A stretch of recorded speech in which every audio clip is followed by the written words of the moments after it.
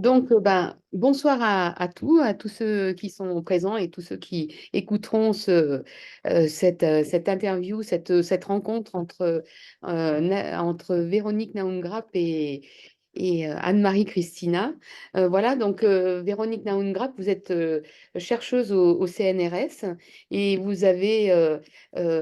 travaillez sur tout un tas de sujets de société. Je suis allée voir sur HAL et sur différentes Kern, j'ai vu qu'il y avait plein de sujets, vous abordez des sujets très très intéressants. Voilà, et donc ce soir, nous allons parler de la différence des sexes entre société et psychanalyse. Donc face à vous, il y aura Anne-Marie Christina, euh, présidente de l'association de psychanalyse moderne, psychanalyste, voilà. Et donc j'espère que tout le monde sera là et sera intéressé par cette rencontre, voilà, qui nous apportera un grand intérêt. Voilà, je vous laisse la parole. Je vais d'abord laisser la parole à Anne-Marie, qui a préparé un petit texte, et ensuite vous pourrez commencer à échanger toutes les deux sur ce sujet de la différence des sexes. Alors, merci à toi, Laurence, hein. J'ai bien, on est présenté, on a l'impression d'être sur un ring. On va bien s'amuser face à qui sort les gants de boxe, Véronique. On va bien s'amuser. Alors, je vais sortir enfin, quelques bricoles et terminer. Voilà, je vais commencer. À la naissance, nos organes génitaux déterminent biologiquement et socialement notre sexe, féminin ou masculin. La notion du genre, c'est la construction des rôles masculins et féminins et des rapports homme-femme, alors que sexe fait plutôt référence à la biologie, être né homme ou femme. La différence des sexes, c'est le corps et le milieu dans lequel il est plongé. Nous apercevons que la différence des sexes dans le milieu culturel n'est pas définie par des valeurs universelles ancrées dans une nature biologique commune, mais plutôt par des constructions culturelles. En psychanalyse, on relève l'asymétrie des rôles homme-femme. La différence relève surtout de ce que chacun se fait comme idée de lui-même face à l'autre, être témoin de l'existence de son corps et de sa différence, celui qui justifie l'identité sociale. Freud disait que les constructions théoriques de la masculinité pure et de la féminité restait incertaine. Donc, il n'a rien trouvé, Freud, hein. Il est encore en train de chercher. Alors là, j'y vais à fond. Le petit garçon découvre qu'il a un zizi. Il est surpris et très fier de ce quelque chose en plus. La petite fille crie: Et moi, pourquoi je n'ai rien en découvrant qu'elle n'en a pas? Alors la petite fille ressent le manque et désirera toute sa vie ce petit plus qu'elle n'a pas. Dans un acte de bienveillance certain, le petit garçon acceptera de lui prêter de temps en temps pour en jouir. Je te prête cela, car cela me fait du bien, mais tu me le rends. Il fuira également cette petite fille, car elle pourrait lui prendre et l'avaler, le privant de ce fait de sa virilité. Le petit garçon aura toujours la crainte que la petite fille lui prenne ce qu'il a en plus, et la petite fille désirera toute sa vie ce qu'elle a en moins. Ils trouveront un accord dans la jouissance, dans le sexe, où chacun donnera à l'autre la possibilité de jouir de ce qu'il a et de ce qui lui manque. Ce que l'homme n'a pas compris, c'est que la véritable puissance de la femme est dans son cerveau, je suis désolée messieurs, et qu'elle n'a pas besoin d'avaler pour être puissante. Et puis on nous apprend bien enfant qu'il faut toujours rendre ce que l'on a emprunté. Cela nous renvoie inévitablement à l'angoisse de castration du petit garçon et à la blessure narcissique de la petite fille. Dans chacun de nous, il y a une part de yin et yang. La différence entre chaque individu en dehors d'une société genrée se fait dans cet équilibre qui nous appartient et acte notre différence. Le sexe renvoie à la construction anatomique, le genre renvoie à la construction psychologique et sociale du sexe. Le symbole de la femme qui avale le sexe de l'homme doit peut-être nous interroger sur la puissance qui revient, où l'on revient à la mère. Alors, je vivais dans ce livre Le désir et la putain d'Antonio Fuccetti et Elsa Kayak, évidemment, où la sexualité masculine rejoint le manque. Alors, je vais terminer par un peu d'humour parce que mes collègues m'ont bien lancé là-dessus. Alors, une patiente m'a dit, si on donnait un phallus à la femme, elle aurait double puissance, cerveau plus phallus. Si on le retirait à l'homme, que lui resterait-il? C'est une patiente, hein, vous reprendrez si vous voulez. Alors moi, je parle aussi, le cerveau masculin, c'est pas le cerveau féminin. Un homme, il va regarder cuire les nouilles pendant 3 heures. La femme, alors les nouilles, elles vont être parfaites, il va être très fier. La femme, elle va mettre les nouilles à cuire. Pendant ce temps-là, elle va faire la vaisselle, elle va faire le ménage, etc. Mais elle va cramer les nouilles. Donc on n'est pas fait, scientifiquement parlant, au niveau de la même façon. Je vais terminer par une phrase de Patrick Bergman. Il n'est pas là, mais s'il écoute après, ça va le faire sourire. Le jour où les femmes ouvriront les bouteilles de champagne et les portières de voitures, l'humanité ne devra plus rien aux hommes. Alors, c'est vrai qu'on a beaucoup de sujets Moi, je partirais plus dans la sexualité, mais je sais pas si je pense que ça va pas être ton sujet. Véronique, je pense que tu vas pas partir dans ça en premier, en tout cas. Je vais y partir à un moment donné parce que le phallus et l'homme, pour ça, en psychanalyse, c'est tout un programme. Je dirais simplement que non, je ne dirais rien pour l'instant. On va partir dans autre chose. On finira dans ça à un moment donné, à moins que quelqu'un ne veuille pas aller dans ce sujet-là. Mais en psychanalyse, on va automatiquement là-dedans. Alors, quelle question que je pourrais te poser? Parle-moi de la différence des sexes dans le milieu culturel. Alors, merci de m'avoir invité et merci à toi d'être comme ça, d'ouvrir ce dialogue avec des sciences sociales qui forcément, comment dire, frôlent les récits psychanalytiques, la discipline psychiatrique, frôlent sans jamais rentrer dans l'herméneutique psychanalytique. Sinon, on quitte les sciences sociales. Et donc, c'est toujours un exercice un peu délicat. La différence des sexes, c'est un énorme problème étudié par toutes les disciplines en réalité, y compris l'éthologie. Et l'anthropologie, contrairement à l'histoire ou la sociologie, voudrait s'ancrer dans une temporalité qui comprend tout le faire société de l'espèce humaine. C'est-à-dire, on prend les 300 000 ans, même si on n'a pas de texte. Et c'est parce qu'il a bien fallu, il a nécessairement eu lieu des systèmes de fabrication du social où on est passé des groupes un peu très proche de nos cousins primates des sociétés animales jusqu'à un faire-société qui se différencie, qui se complexifie de plus en plus de l'espèce humaine. Et donc, si je prends cette chronologie, ça veut dire que pour les anthropologues, au moins pour mon prof François Héritier, le fait qu'on soit une espèce de mammifère, donc mamelle, a des implications. Alors, le problème que nous avons là actuellement, c'est que toute une branche de la sociologie féministe et de la pensée féministe très sophistiquée, très courageuse, voulant bouleverser les schémas, et il faut toujours louanger ça, a pris comme, comment dire, comme tête de turc Oni, objet de haine, ce qu'ils appellent eux-mêmes l'essentialisme biologisé, toujours ethnocentré, etc., qui consiste à biologiser le corps de l'être humain dont nous parlons. Et si je dis déjà le mot femme, c'est déjà une façon de le biologiser pour cette pensée-là de féminisme très sophistiqué avec lequel on peut avoir un dialogue, mais pour le moment, moi, j'en reste à la problématique anthropologique. Donc, nous sommes une espèce mammifère. Ça veut dire que l'essentiel de notre différence n'est pas tant peut-être la différence de ce qu'on a, comme disait Kant, le corps est un peu différent, mais la tête, c'est pareil, du point de vue de l'exercice de la raison, du point de vue de l'exercice de la conscience. Ce qui veut dire, si on accepte l'égalité, ça veut dire qu'on accepte aussi que les femmes soient aussi atroces que les hommes, aussi tordues que les hommes, aussi perverses, narcissiques que les hommes, parfois. Et donc, on ne donne pas de qualité morale à aucun des deux sexes. Aucun sexe n'a le privilège ou le monopole d'avoir une éthique plus importante ou authentique que l'autre sexe.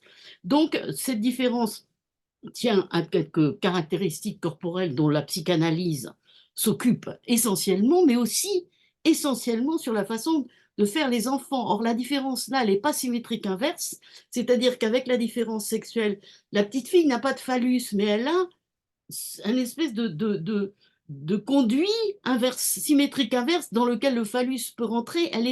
Il y a un peu une espèce d'opposition et de face à face dans la sexualité, très égalitaire, où on ne sait pas qui dévore qui, parce que lui, il dit je te possède, et elle dit je t'avale, et on ne sait pas qu'il y a une espèce de face à face de la sexualité qui est très intéressant, je trouve. Mais la vraie différence, qui n'est pas une différence symétrique inverse, c'est-à-dire que c'est une différence non imaginable, c'est pas comme la lune, le soleil, le jour, la nuit, -2, +2. C'est le fait que pendant 9 mois, et ces 9 mois sont très importants, et peut-être qu'il faudrait compter aussi les quelques secondes où l'enfant n'existe que dans la lueur de désir que l'homme pose sur la femme, et réciproquement, au moment où ils vont avoir cette fameuse acte sexuel qui fait que, malgré les lois mathématiques, de deux êtres humains, on a un troisième. quand même une chose assez extraordinaire. Et donc, et ce qui fait que c'est pas imaginable, ça pourrait être différent. Pour les escargots, c'est différent. Pour les sociétés animales, c'est extrêmement différent. Mais pour les mammifères, eh bien voilà, elle porte l'enfant pendant 9 mois, pendant lesquels elle est quand même un peu handicapée dans la plupart des cultures connues, même non occidentales. On s'en occupe, on fait attention. Et après, pendant 6 ans au moins, puisque vous le savez, l'enfant est frappé, humain est frappé de néothénie, il ne peut pas survivre, il dépend de la qualité du lien, pas seulement alimentation, etc., mais intelligence, good enough, c'est-à-dire on survint, hein, good enough, on ne demande pas la lune, mais juste le minimum. Après l'être humain, nous on se débrouille, on survint, on se débrouille. Mais il faut quand même quelque chose qui vienne des maternaux, qui soient hommes, femmes, animaux, même si, quels qu'ils soient les maternaux, la concierge d'en bas, si l'enfant est abandonné, et donc la qualité entre 0 et 6 ans, peut-être 12 ans, qui entoure la croissance extraordinaire de l'être humain qui passe de quelques dizaines de centimètres à 1,80 m pour les hommes moyenne ou 70, qu'importe, vous voyez une croissance absolument inouïe, que même la girafe, il y a peu de mammifères qui ont une telle croissance. Ça veut dire que tout ce qui est Homo sapiens et dans cette croissance, c'est vraiment ce qui était chez lui d'inné, c'est la capacité d'acquérir.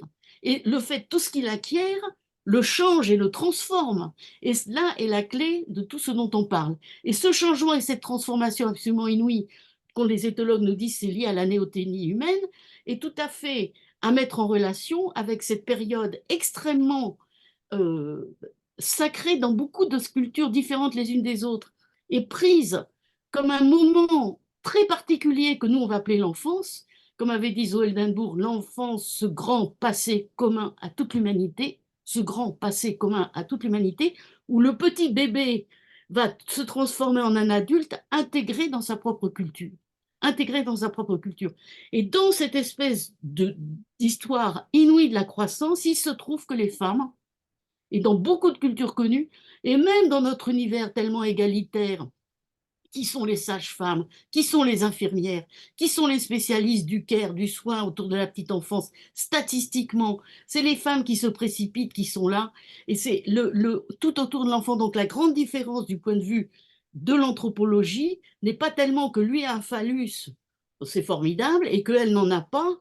Est-ce bien, pas, du coup c'est en maillot de bain, c'est pas, du coup elle pas toujours les érections sont dérangeantes quand c'est pas prévu. Quand elles sont prévues et qu'elles n'arrivent pas, c'est épouvantable, le pauvre homme. Je veux dire que c'est peut-être pas toujours ce truc de pouvoir merveilleux, sublime.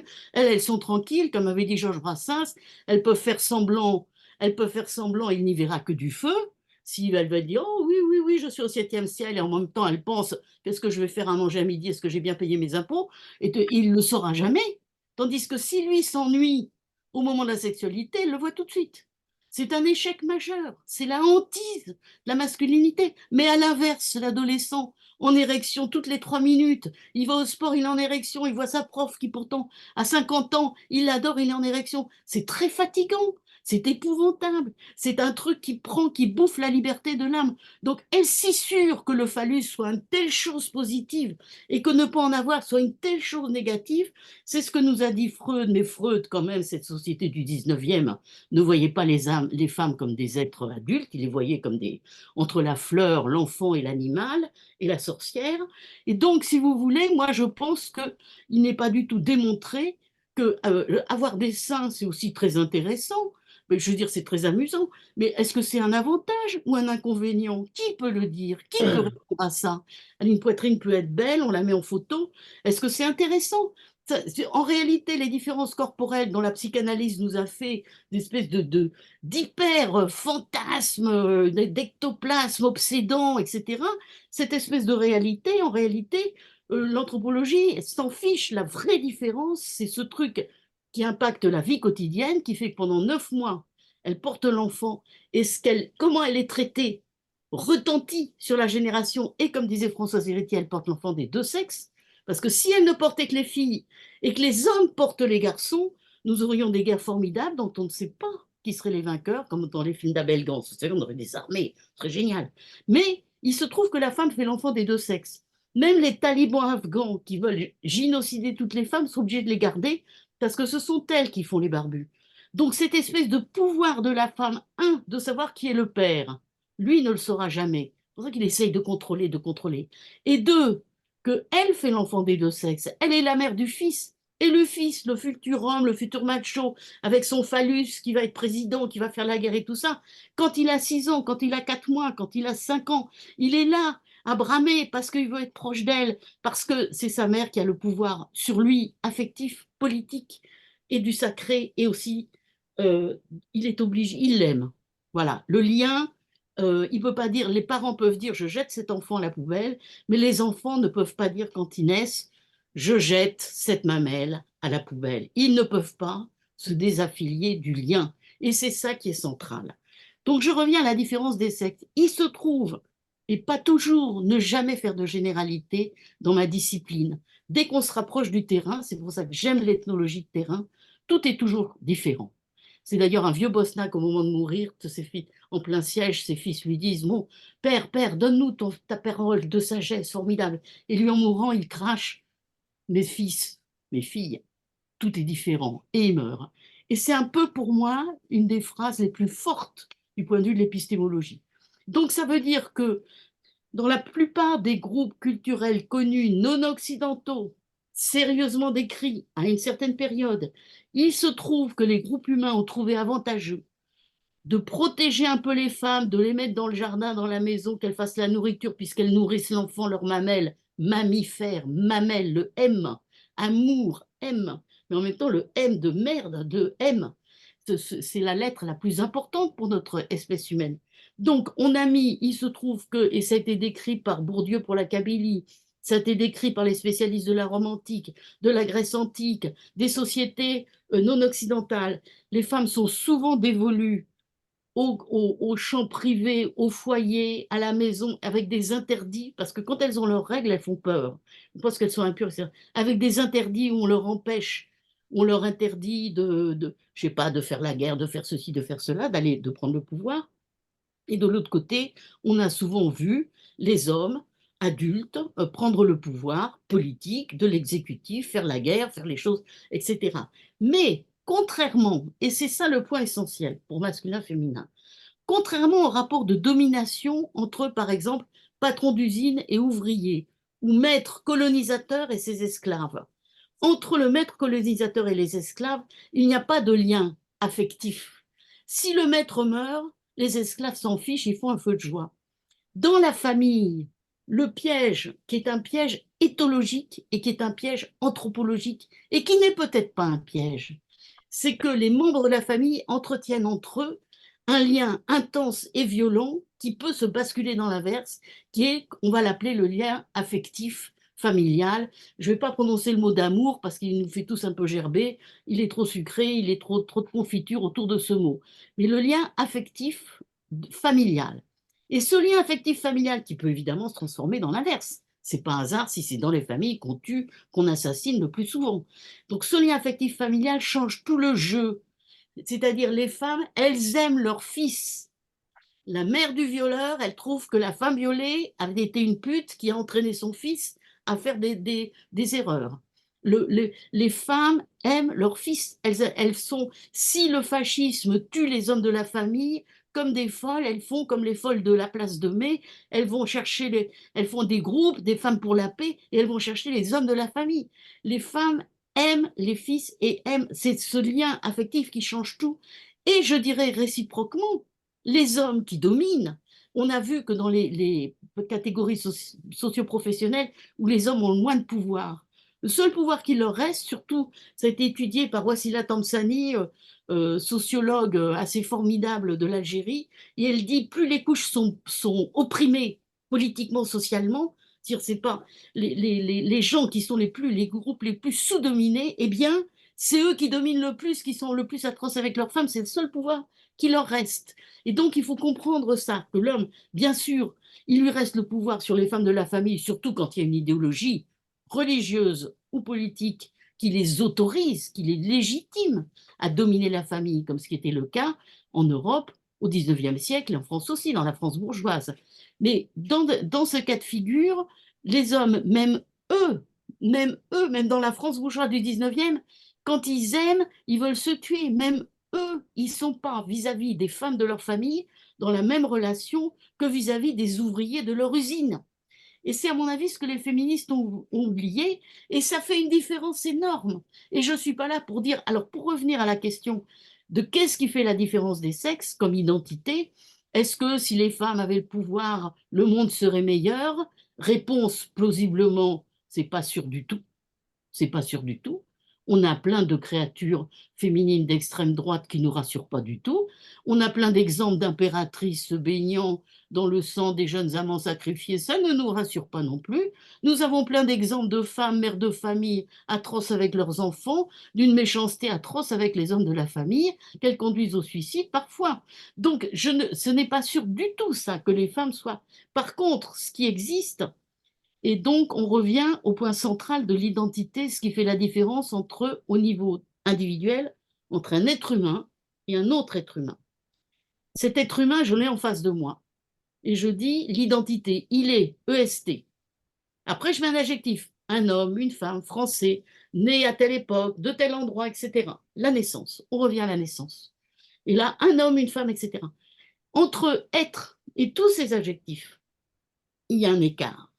Parce qu'en réalité, quand je rencontre un être humain au niveau de l'interaction individuelle, et c'est là où j'aime l'ethnologie, qui doit se rapprocher le plus possible de cet espace tellement banal de nos vies normales, absolument banales. L'ethnologue ne cherche pas la lune, ni la poésie, ni les seconds degrés, ni les choses. Non. Qu'est-ce qu'on vit? La question c'est, mais qu'est-ce qu'on vit? Qu'est-ce qu'on est en train de vivre? Qu'est-ce qu'on dit quand on dit qu'on connaît quelqu'un?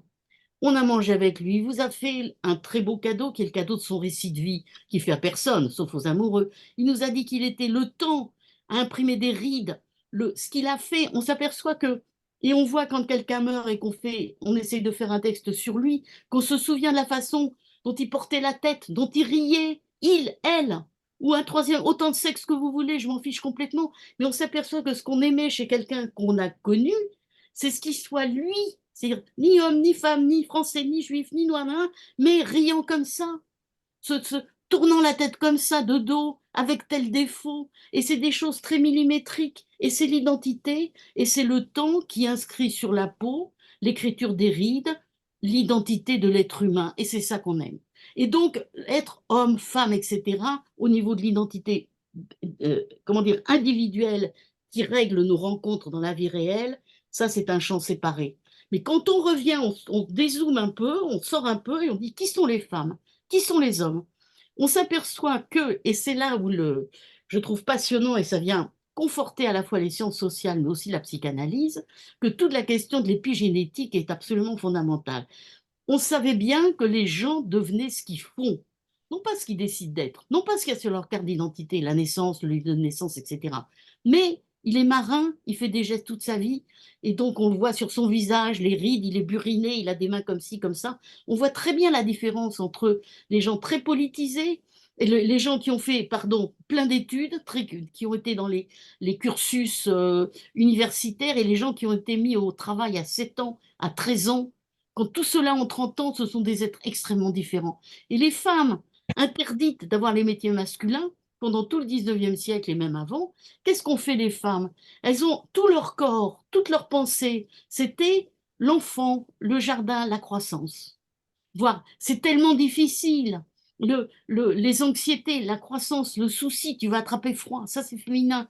Et tout ce champ de la croissance et de l'attention à l'être autrui qui n'est qu'une guerre en 2 minutes, vous fusillez une génération avec une Kalachnikov, alors que ça a mis des heures et des heures de gestes, de soucis, d'attention pour faire éclore, fleurir cet être humain qui passe du bébé au jeune garçon ou à la jeune fille, qui était la fleur, et les parents, voilà leur objet. Et vous comprenez que penché sur le berceau, penché sur la lessiveuse, penché sur l'évier où elle fait la vaisselle, le corps de cette femme, quand il vieillit, il devient courbe. C'est le féminin, mais c'est le féminin des classes populaires.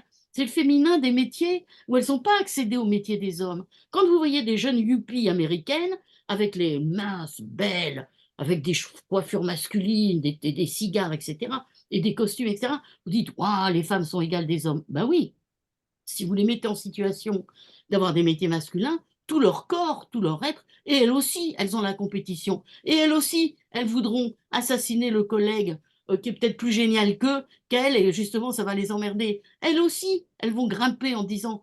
Par contre, quand vous avez les femmes qui ont fait cette espèce de chant du féminin que beaucoup de cultures ont choisi, indépendamment de la culture globale occidentale, et que les classes sociales moins privilégiées obligent les femmes à assurer, parce qu'il n'y a pas le choix, eh bien, on se rend compte que les femmes ont un autre habitus, une autre forme du corps, un autre rapport à l'être humain, et c'est bien normal qu'il y ait des groupes de femmes pour la paix, ou de mères de disparus, et vous n'avez pas de groupe d'hommes pour la paix. Vous n'avez pas les pères de disparus, parce que c'est pas le même regard. Donc il y a un moment où cette culture du féminin a fabriqué, oui, une espèce de rapport à la vie, à la mort, au temps. On sait que ce sont les femmes qui vont au cimetière, ce sont les femmes qui vont aux hôpitaux, ce sont les femmes qui font les micro-gestes esthétiques du quotidien, qui mettent le petit bouquet de fleurs même si on est très pauvre, sur le rebord de la fenêtre.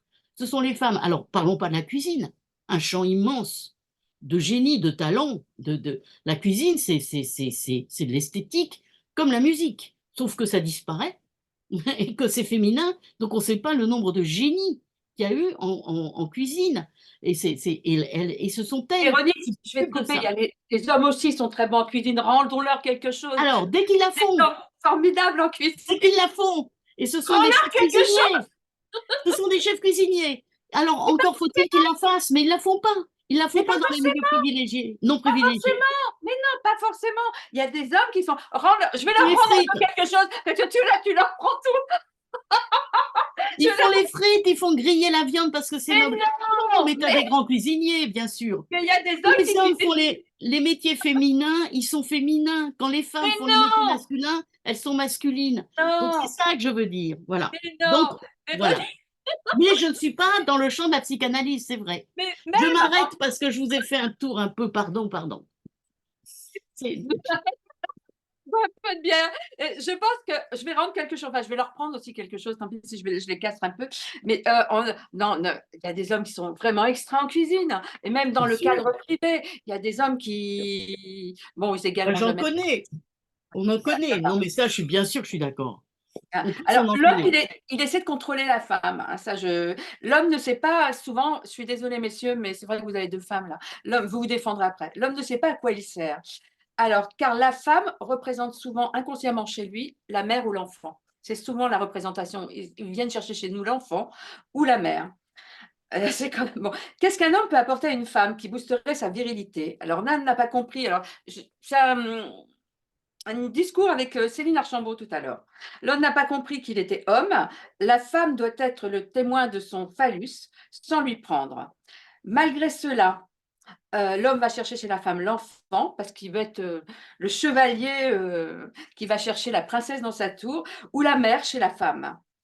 Mais ni la mère ni l'enfant ne lui voleront son phallus. Il y a aussi quelque chose d'un… L'homme met le phallus dans l'objet, la femme le met dans le symbole, son autonomie, son hystérie féminine. L'homme fuit la femme. Alors, l'homme peut prêter, je suis désolée messieurs, mais vous pouvez prêter vos jouets quand même. La femme va lui rendre, car elle n'a pas 2 ans et demi, elle ne fait pas la crèche. C'est ce que ma collègue a dit tout à l'heure, Céline Archambault. Alors, il y a une phrase qui me plaît bien là. Tant que l'enfant n'est pas au monde, il est à la mère. J'ai vu ça sur Facebook. Alors moi, je dirais que tant que l'adulte n'est pas au monde, il est à la mère, surtout l'homme. Parce que l'homme recherche souvent dans la femme, il a tellement peur qu'on lui prenne cet objet qu'il a en plus, qui est le signe de sa virilité, il cherche la mère ou l'enfant, parce qu'elles ne lui prendront rien. Mais le problème, c'est que la mère ou l'enfant, au bout d'un moment, ça ne va pas le faire. Donc, messieurs, vous pouvez prêter vos jouets, on vous les rendra. Nous ne les avalerons pas, nous adorons quand ils vous appartiennent.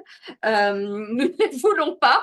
Nous avons ce qu'il faut dans notre cerveau, chacun sa place. On a besoin d'une société d'hommes et de femmes. L'homme est aussi important que la femme. Il n'y en a pas un pour moi qui va plus que l'autre. Mais ce que je constate chez les hommes, c'est qu'ils viennent chercher chez la femme enfant, enfin l'enfant. De toute façon, c'est très bien qu'une rencontre, c'est 2 enfants. L'enfant ou la mère. La femme leur fait peur. La femme, vraiment, c'est ce qu'on disait avec ma collègue, c'est la sorcière sur son balai, la femme savante, la femme indépendante, la femme autonome. Et c'est la plus grande peur de l'homme parce que l'homme a peur d'être avalé. Alors, je ne sais pas s'il y a des messieurs qui veulent prendre la parole parce que 2 femmes, là, vraiment, il va y avoir encore des… Je peux dire juste quelque Vas-y, chose euh, que, vas-y, quand tu dis nous les femmes, je vais juste prendre une statistique pour arriver par l'autre bout. Donc, vas-y. il se trouve que dans nos sociétés, donc, qui sont quand même des sociétés les plus égalitaires du point de vue du droit et des mœurs, fin du Hum, XXe siècle en Occident, par rapport à d'autres sociétés contemporaines, hum. c'est très intéressant de voir les taux de féminicide. Donc, ce sont les hommes qui tuent le plus les femmes qui veulent les quitter, les sœurs, les mères, hein, mais surtout les épouses, les copines, les femmes. Ils les tuent beaucoup. Alors qu'ils quittent beaucoup moins, ils quittent beaucoup plus les femmes.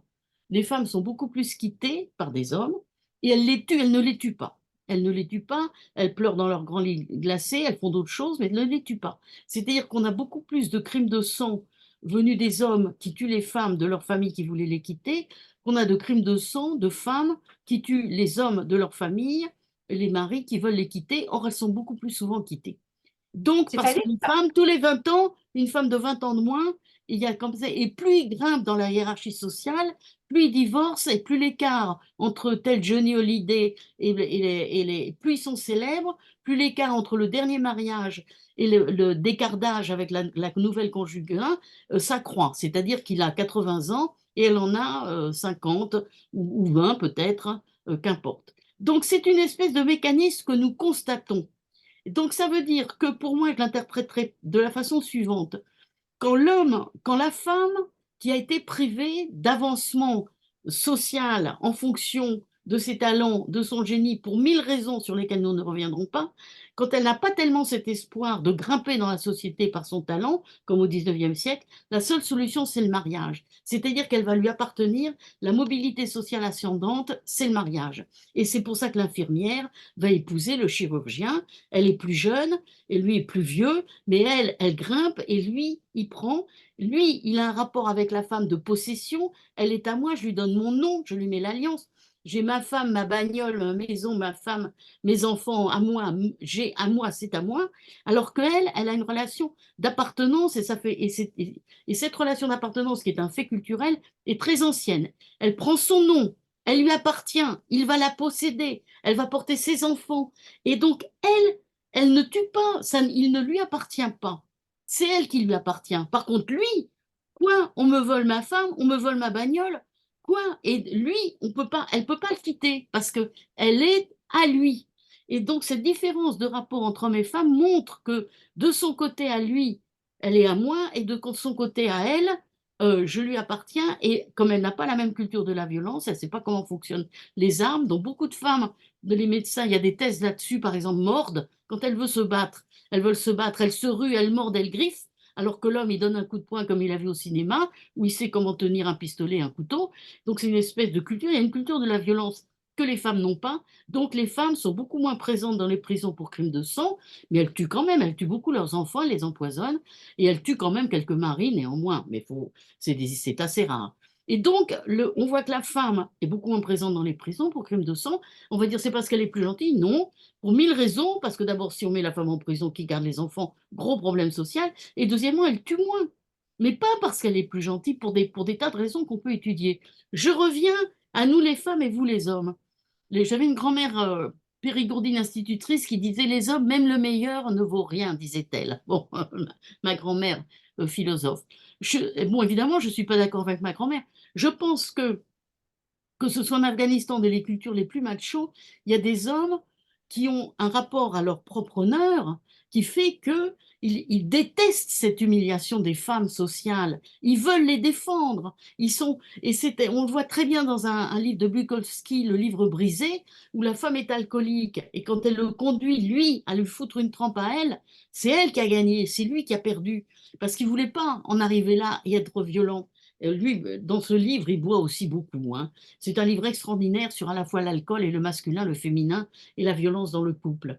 Et donc, je reviens à la question de l'homme et des femmes.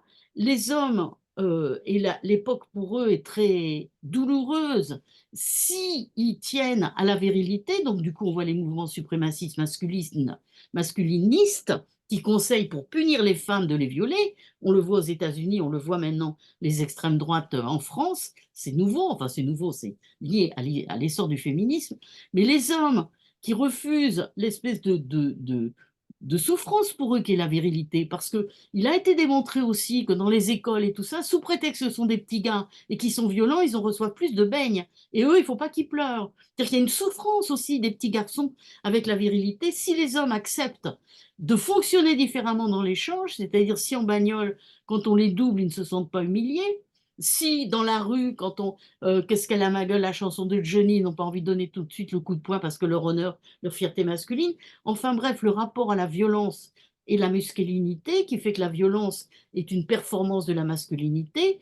Et si cette chose-là est déconstruite, on aura des rapports absolument formidables entre hommes et femmes. On sera étonné de voir des hommes absolument pas du tout. Et du coup, quand j'entends toutes ces histoires de phallus, qu'ils ont peur qu'on leur prenne et que les femmes vont leur rendre parce qu'elles sont magnanimes, et que finalement, elles travaillent dans leur tête et qu'elles s'en fichent au fond, je trouve que on passe un peu à côté au fond, cette histoire de phallus, est-ce que enfin, vous allez me dire, c'est quand même la théorie psychanalytique, et là, j'avoue que je ne l'ai pas travaillé, ce n'est pas mon champ, je suis nulle, donc je recule et je respecte.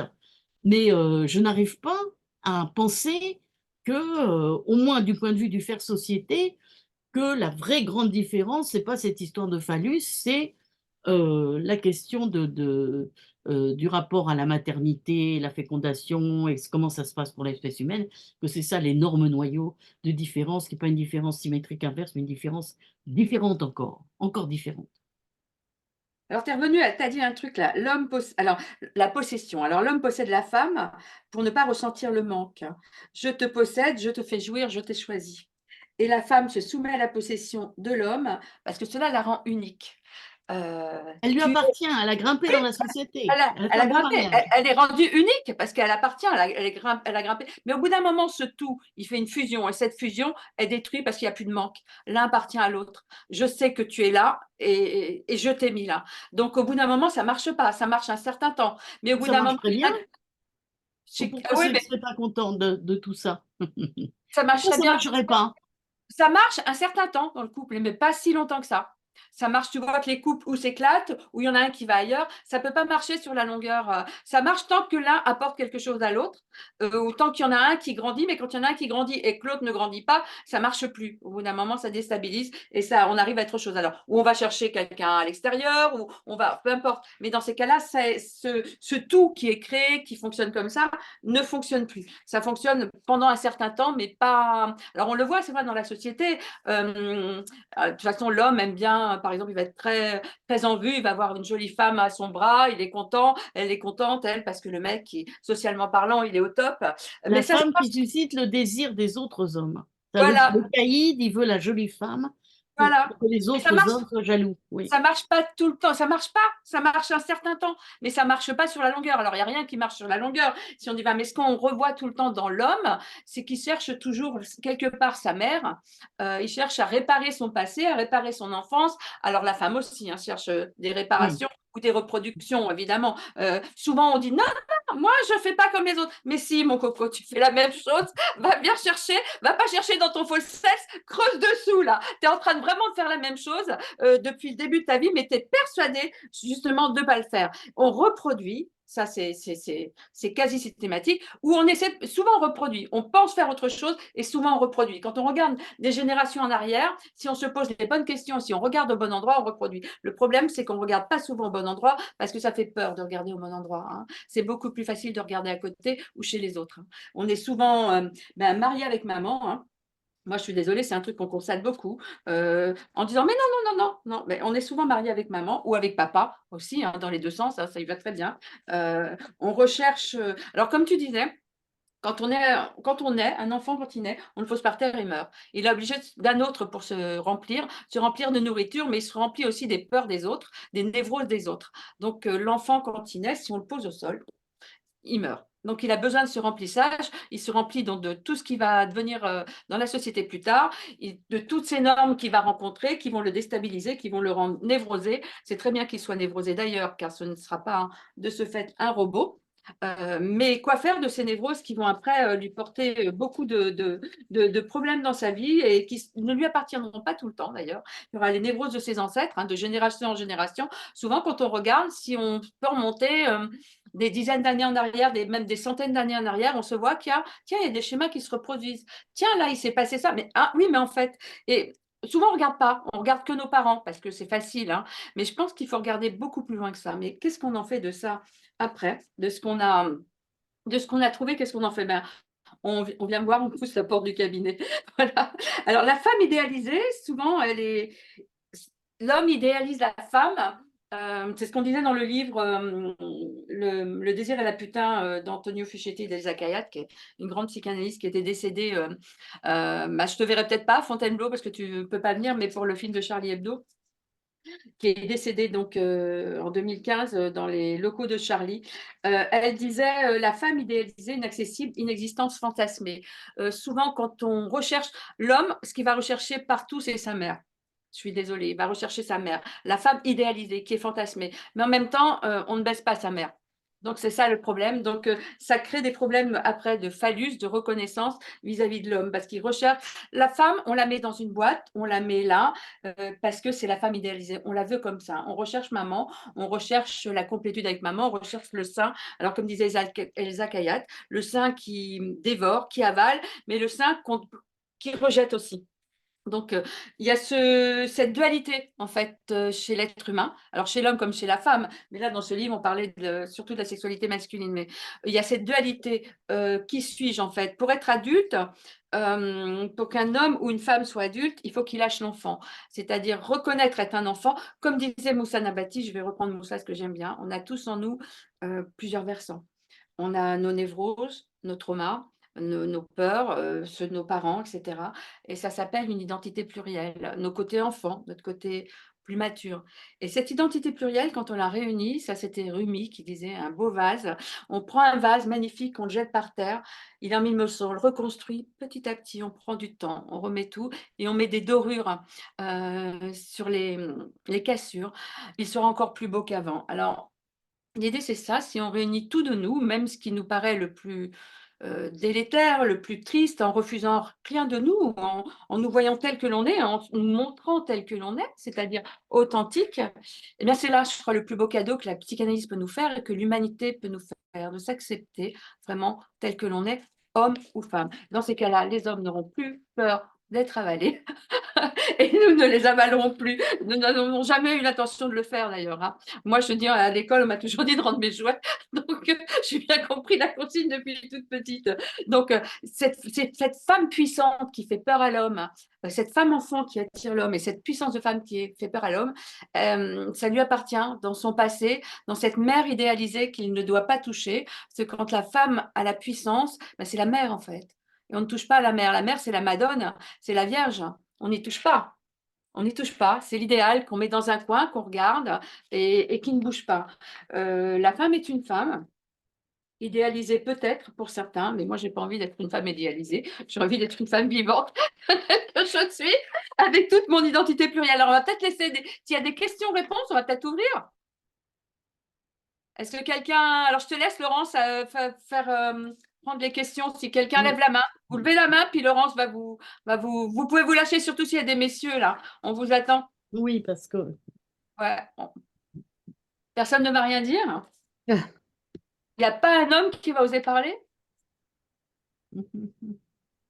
Ah non, je crois, hein. Bon, ben, on va faire appel aux femmes, hein. Jean-Alexandre, tu n'as rien à dire? si, il y a une main là. Il y a une main. Je Oui. vois une main. Sarah. Oui, monsieur Sarah, voilà, je sais pas. Ah, on ne vous entend pas. Il faudrait remettre Voilà. le. Voilà. c'est bon. Vous m'entendez là? Oui, Oui. on vous entend. C'est parfait. D'accord. Bon, oui, il y a une chose. Bon, vous avez beaucoup parlé du phallus, etc. Bon, je suis un peu sceptique, bon, justement, sur le freudisme et l'importance qu'il donne au phallus. Enfin, bon, bref. Mais il y a une chose dont vous n'avez pas du tout parlé, qui me semble quand même importante. C'est que, alors vous avez dit que la femme euh, donne naissance aux garçons et aux filles, euh, et il me semble effectivement que la femme a une expérience que ne connaîtra jamais l'homme. Et cette différence-là, elle me semble tout à fait gigantesque, parce qu'on sait bien que le rapport de la mère au fœtus et puis au bébé est absolument, comment dirais-je, enfin, a une importance considérable, puisque les deux sont en relation et que le fœtus lui-même lance des messages à sa mère pour le changement de la nourriture, etc. Enfin, bon. Et j'irai assez loin dans la mesure où je me demande si, parfois, peut-être dans certaines cultures, la misogynie vient pas aussi du fait que l'homme, quelque part de façon très inconsciente, ne connaîtra jamais ce privilège qui est un privilège bien sexuel, quoi. Enfin, je veux dire, voilà. Donc, je vous pose la question. C'est une très bonne Quel privilège question. sexuel? Attends, quel privilège sexuel? Hein? Qui est un privilège lié à son identité sexuelle, si elle est ce lien entre la mère et l'enfant. C'est ça que Oui, sexuel? Voilà. Oui, c'est ça. Et donc, ce que je trouve que c'est une très bonne question, mais elle désigne des choses très différentes les unes des autres. C'est-à-dire que ce lien, comment dire, biologique, éthologique, culturel, affectif entre la mère qui est enceinte et et le fœtus, et puis après avec le tout petit bébé qu'elle va peut-être allaiter, il y a un lien exceptionnel, mais il ne faut pas oublier que ce lien, en général, il se fabrique à l'insu de la mère, elle dort tout le temps, elle vomit, et parfois elle sait pas ce qui se passe, elle est pas du tout, c'est pas du tout un savoir ésotérique, magique, etc. C'est quelque chose de puissant, de profond. Il y a tous ces récits qui disent que si une mère voit que son nourrisson est écrasé par un énorme 5 tonnes, elle va avoir la force pour repousser le 5 tonnes et sauver le nourrisson. Donc un lien exceptionnel, mais dont elle n'est pas consciente. Par contre, ce qui, dans beaucoup de sociétés connues, montre que l'homme est jaloux de quelque chose et qui est lié aux théories, aux croyances liées à la filiation. Il se trouve que dans beaucoup de sociétés connues et décrites, la filiation, elle est plutôt patrilinéaire, c'est-à-dire que l'identité sociale se fait de père en fils. Et dans notre société, le nom du père est transmis au fils, et cette identité, par le sang, regardez dans la littérature ancienne, ou même dans les tragédies de Racine, etc., le sang qui parle dans les veines, c'est bien cette idée que quand il y a le lien amoureux, l'activité sexuelle, que le sperme masculin donne un message qui se transmet dans le sang du fils, l'enfant imaginaire est toujours un fils, et donc c'est son fils. Et ce lien de filiation, pour lui, est garanti par le fait que c'est bien son fils. Or, dans beaucoup de cultures, c'est même ça peut être parfois des blagues, des chansons, etc. Euh, Seule la mère connaît le nom du père. Parfois, la mère, il y a une incertitude. Donc, toute une série de règles, de lois pour empêcher la sexualité avant le mariage. Mais on remarquera que la sexualité adultérine de la femme dans le mariage, que ce soit dans la France du 19e siècle ou dans les sociétés, dans d'autres sociétés, est beaucoup plus punie que que l'adultère de l'homme, qui est beaucoup plus accepté. L'homme peut être beaucoup plus souvent polygame que la femme est androgame. Il y a beaucoup moins d'exemples de femmes qui ont plusieurs maris, ça peut exister, que d'hommes. Et cette idée que la sexualité qui n'est pas légitime, c'est-à-dire qui n'est pas liée à la femme, qui est liée par la fidélité à l'homme, son mari qui lui fait ses enfants, donc ce sont ses enfants à lui, et donc, il en est sûr. Et ça, c'est garanti par le fait que si la femme a une autre sexualité, elle perd l'honneur de la famille, et la sexualité pour elle a valeur de souillure et de honte, et elle est perdue, et on la met dehors. Et si une sexualité avant, sont des choses très importantes dans les relations hommes-femmes. Donc, ça veut dire que l'homme, va contrôler et ce savoir plausible de la femme, elle sait, sauf la Vierge Marie, auquel il faut qu'on lui annonce, que sinon elle ne savait pas, mais à part la Vierge Marie, toutes les femmes savent qui est le Père.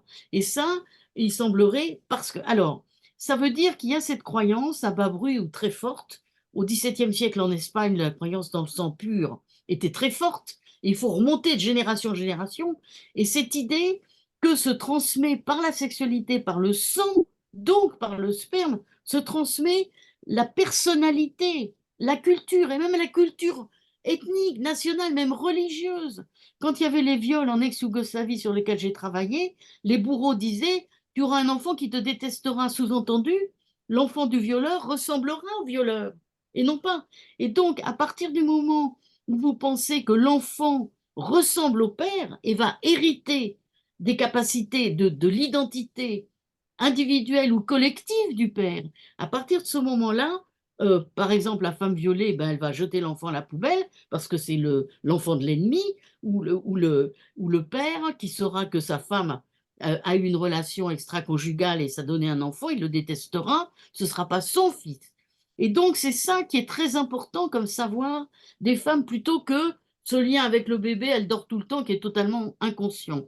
Mais ce qu'on peut dire, c'est que dans les cas de figure où le lien de filiation n'est plus une croyance, c'est-à-dire l'enfant qui naît, eh bien mon Dieu, la naissance, on la pense plus du tout comme une chose qui enracine dans un sol, dans une filiation, dans l'arbre de filiation. Je suis de souche, mes parents sont nés ici, mes ancêtres sont là, je suis de souche et ma femme et c'est l'enfant avec la filiation bon, des hommes de patrilinéaire, on peut dire ça, qu'à partir du moment où on n'y croit plus, où il n'y a plus de nécessité, si il aurait pu naître ailleurs, et que l'enfant adopté a autant de valeur que l'enfant qui est né du ventre de la femme, la mère qui adopte, elle adorera son enfant aussi avec autant de qualité, et peut-être qu'elle sera bien mieux que la mère un peu cinglée qui, elle, sera enceinte et puis qui fera souffrir son enfant. Et donc, les liens, l'enfant du viol peut être adopté. Il y avait ce témoignage que j'avais lu, qu'un ami m'avait dit en Centrafrique, d'une jeune femme qui est en prison, qui allait accoucher d'un bébé enfant du viol, et elle disait, plus seul que moi, il y a lui. C'est cette idée que le nourrisson, il est seul et que peut-être il n'hérite pas. Il n'y a aucune raison qu'il hérite de qualité du père. Ça se saurait d'ailleurs. C'est une croyance. Et à partir du moment où la croyance dans la transmission de l'identité par la filiation patrilinéaire, cette croyance n'existe plus, vous êtes libéré de cette obligation. Et du coup, l'enfant, la mère qui adopte peut adopter l'enfant, et le père qui sait qu'il n'est pas le père biologique peut aimer beaucoup son fils qui n'est pas son fils biologique.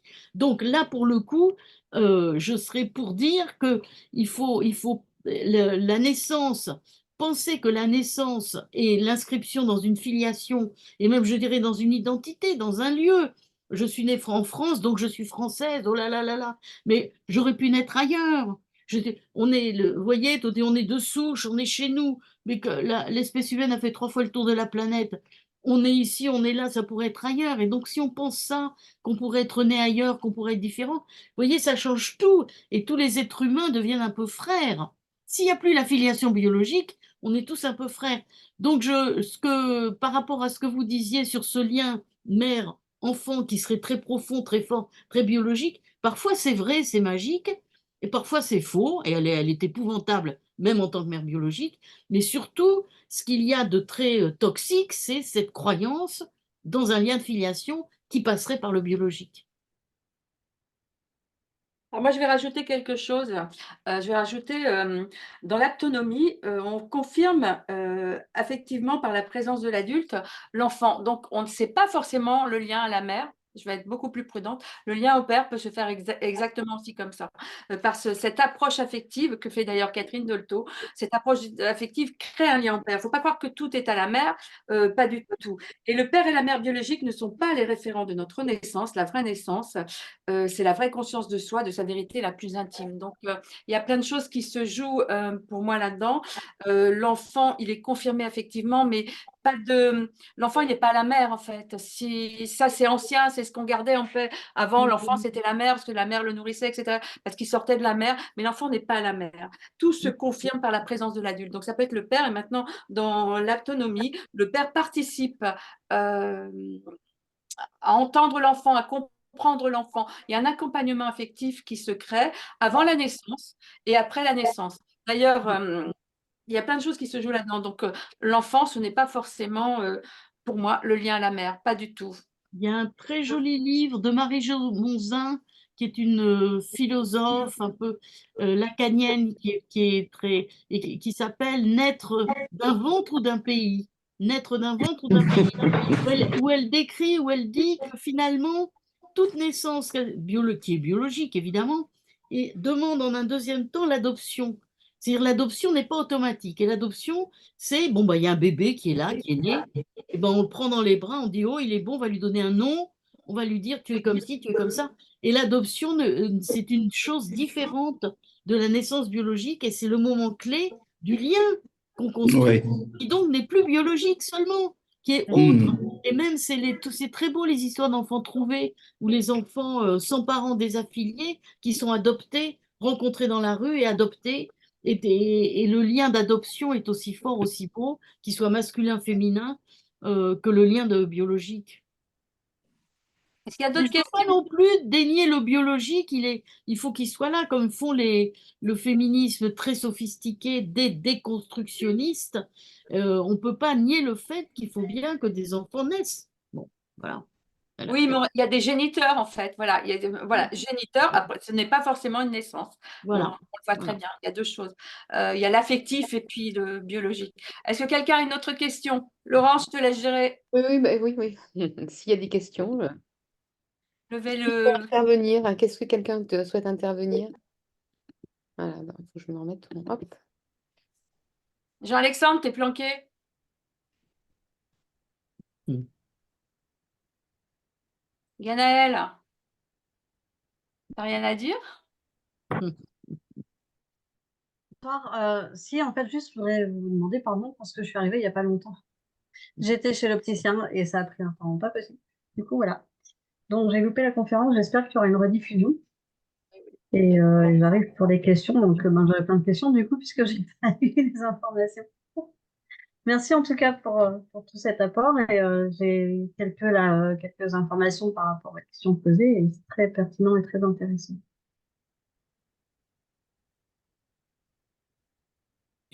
Vous posez une question? Je n'ai pas bien compris si vous posiez une question. Non, non, je disais merci Non. pour. Ah bon, merci. D'accord. J'ai envie de dire quid du plaisir. Merci. Personne ne veut poser de questions? Jean-Marc Poncet?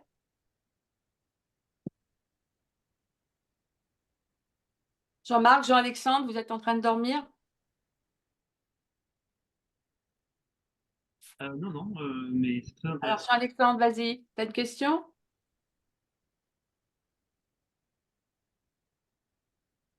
Non. Non.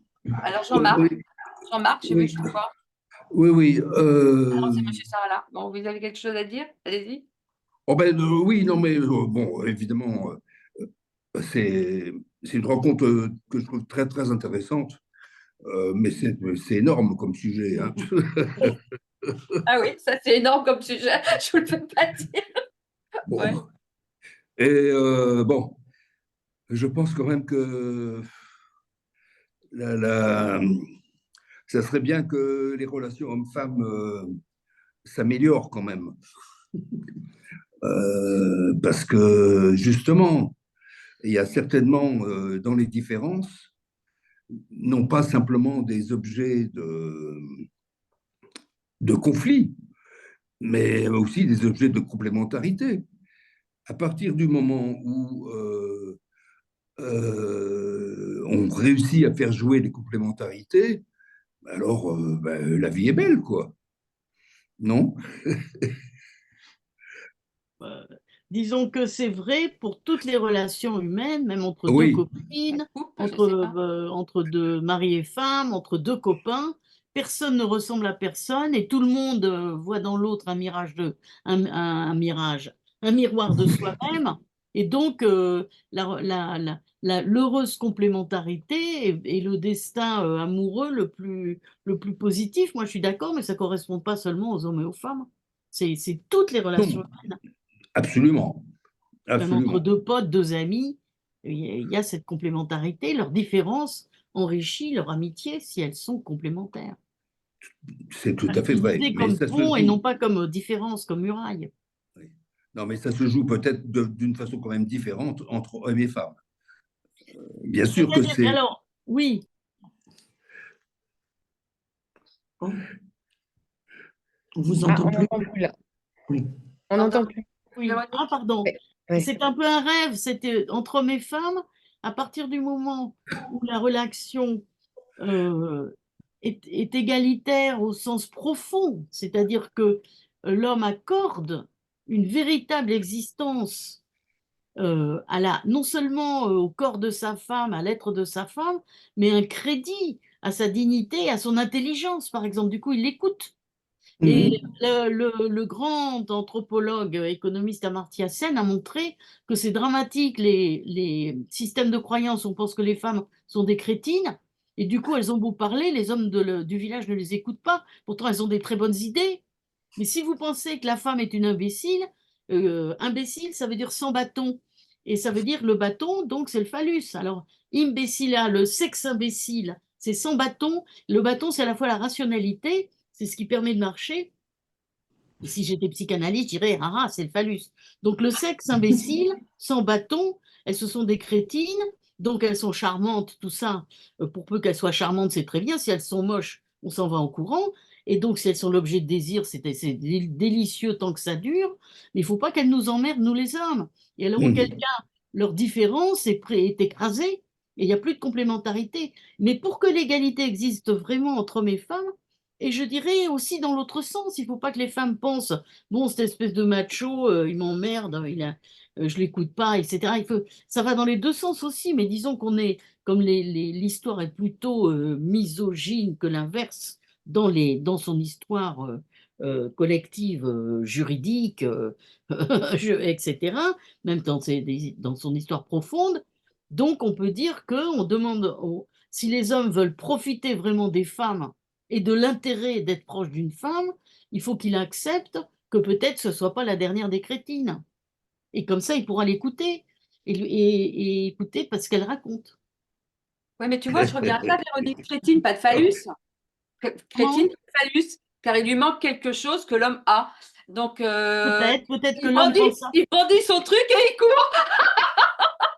Ah, c'est con.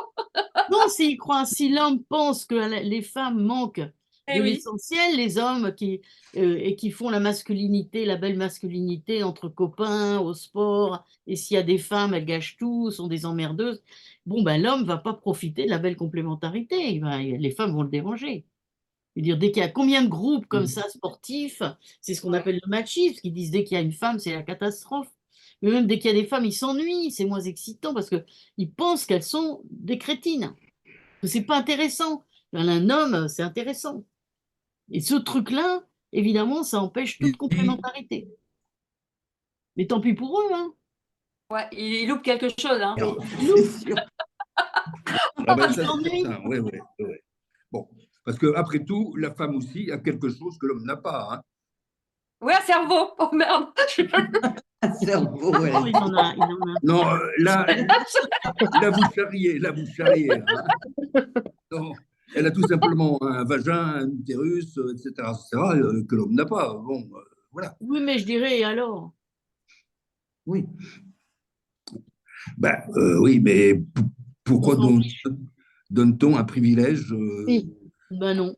à ce qui est extérieur, extérieur? oui, voilà. Ça m'étonne beaucoup. euh, le rapport de l'intérieur et de l'extérieur. Euh, et on est dans une culture qui est beaucoup dans la monstration, dans, dans l'extériorité. Et avec justement des qualités intérieures de, ben, tout à fait, tout à fait déplorables, quoi. Enfin, comme disait Georges Bernanos, voilà. La société moderne, c'est un complot contre l'intériorité. Je sais pas, je sais pas. Vous savez que c'est démontré que toutes les générations pensent des générations suivantes que c'est la décadence, que c'est la perte des vraies valeurs, que c'est la perte de l'intériorité, que c'est la perte. C'est vrai avec les moralistes depuis Rome, depuis qu'on a des textes. Et il y a plein de raisons à ça, que le goût des fraises n'a pas le même goût que dans le jardin de ma mère quand j'étais petite, parce qu'en même temps, les terminaisons nerveuses qui goûtaient le goût des fraises tendent à l'apoptose, à disparaître avec le temps. Et d'autre part, c'est vrai que la fraise du supermarché n'est plus celle du jardin de ma mère. Mais disons que on trouve toujours que vous savez, la maladie de Finkielkraut, c'est-à-dire jadis c'était bien, mais jadis c'était pas bien. Les jadis relisez Louis Pergaud, jadis il y avait de la cruauté, jadis il y avait de la souffrance, il y avait de Oui, l'inégalité dans les petits villages. Il y avait aucune intériorité. Je suis en train de lire Panaïtis Strati, auteur roumain. Mon Dieu, il dit dès qu'un jeune dans les milieux très populaires, très ouvriers, donc début du siècle, entre deux guerres en Roumanie, il dit que dès qu'un jeune est un peu fier de lui, il dit sa seule fierté, c'est dès que quelqu'un n'est pas d'accord avec lui, c'est de lui transpercer le ventre avec son grand couteau. Et il y a des morts tout le temps. Et la violence devient vraiment une chose, même à tel point qu'il dit qu'il faut enlever tous ces couteaux. Et donc, c'est très intéressant donc, moi, je pense que la modernité, il y a une diversité incroyable, que les gens sont extrêmement différents les uns des autres, et que si on veut être critique, il faut trouver la chose juste, et dans quel domaine, et voilà. Donc, c'est ce mm, que je répondrais un peu à ce que vous venez de dire, mais là, on touche plus le masculin et le féminin. On est un Ben, peu en dehors. je trouve pas qu'on soit complètement en dehors, parce que On la est- question quand même, c'est que comme les femmes ont été mises de côté, etc., elles ont quand même développé une intériorité, qui est même physique d'ailleurs, donc qui correspond à certaines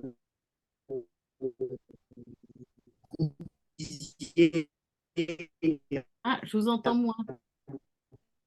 Ça coupe. J'entends moins. infirmières, des choses qui sont plus. Alors attendez, non, Non, on pourtant vous ça entend pas. marche. Vous m'entendez plus là? Je parle vous fort. entends plus, mais on a compris les On femmes qui m'entend pas? développent une intériorité, si elles sont oui, comme les gens opprimés qui peuvent développer une intériorité, peut-être. Peut-être, oui, mais je sais pas. Oui, et que Je- ça peut être. Oui. Je sais pas. Hmm. On m'entend plus. Trouver des Ah.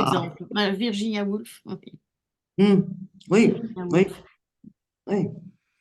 Mais et c'est quelque Non, chose c'est que vrai qu'il les y a hommes peuvent développer. Voilà, oui, au oui, contact des femmes. Voilà. oui, oui, oui.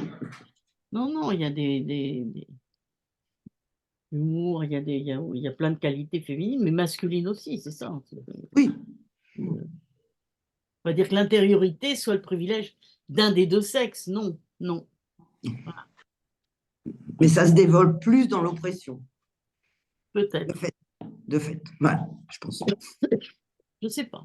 C'est compliqué.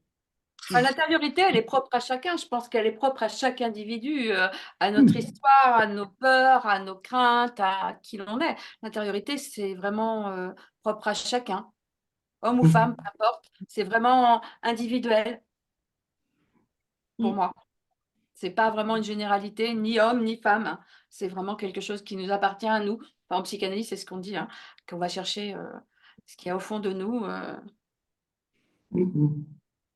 Est-ce que quelqu'un a quelque chose? Jean-Marc Poncet, rien à dire? Allez, vas-y, pose-moi une question. Ou pose une question à Véronique. Pas forcément, mais effectivement, merci d'avoir de faire le privilège de ce débat qui est un débat qui reste finalement extrêmement contemporain, même si ça fait un certain nombre de décennies que ça court. On va notamment parler du politique Sartre euh, avec Beauvoir, qui nous ont donné finalement une traçabilité d'impossible. Et on se rend compte que quelques décennies plus tard, ce possible n'est toujours pas réalisé. Mais en même temps, j'entends dans ces réflexions un certain nombre de croyances, un certain nombre d'espoirs. Sommes-nous porteurs ou pas, ça va dépendre de chacun, bien entendu. Mais ce sont des réflexions qui méritent toujours notre attention, alors que l'on pourrait supposer, de notre point de vue d'occidentaux, que beaucoup de ces choses-là sont déjà derrière nous. Et en fait, pas du tout. Et là, quelque part, c'est un drame pour l'humanité. Oh, je suis assez d'accord, oui.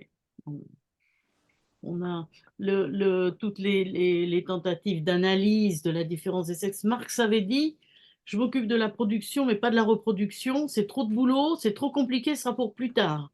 Et donc, on peut dire que tout l'enjeu de la dissymétrie liée au champ de la reproduction, donc masculin-féminin, se pose complètement maintenant. Il faudrait peut-être avoir réglé les autres problèmes d'inégalité économique, sociologique, politique, raciale, pour pouvoir enfin faire face, puisque un homme sur deux est une femme, et réciproquement, à cet énorme problème de relation homme-femme. Et avec le genre de violence particulière que ça entraîne, etc., etc., de domination particulière, qui ressemble pas, qu'on peut pas réduire à une domination seulement sociale et économique. Il y a autre chose avec les rapports Oui, hommes-femmes. C'est ça qui oui, est très difficile. Et le premier féminisme des années 70, qui était porté par les groupes trotskistes, marxistes, ou le groupe des femmes du Parti communiste, les femmes françaises, je ne sais plus comment ça s'appelait, elles disaient ouvriers patrons, esclaves maîtres, et femmes hommes. Et non, non, parce que le patron a une épouse, il a des filles, l'ouvrier a une épouse, il a des filles, le maître a etc. Les esclaves sont sexués eux aussi. Et il y a la différence d'âge et la différence de sexe qui est une chose énorme et qui ne peut pas être mise sur le même plan qu'une différence purement économique. Et donc le premier féminisme a loupé un peu, mais il y avait une urgence qui était ces histoires d'avortement, qui était une catastrophe humaine, une tragédie effroyable.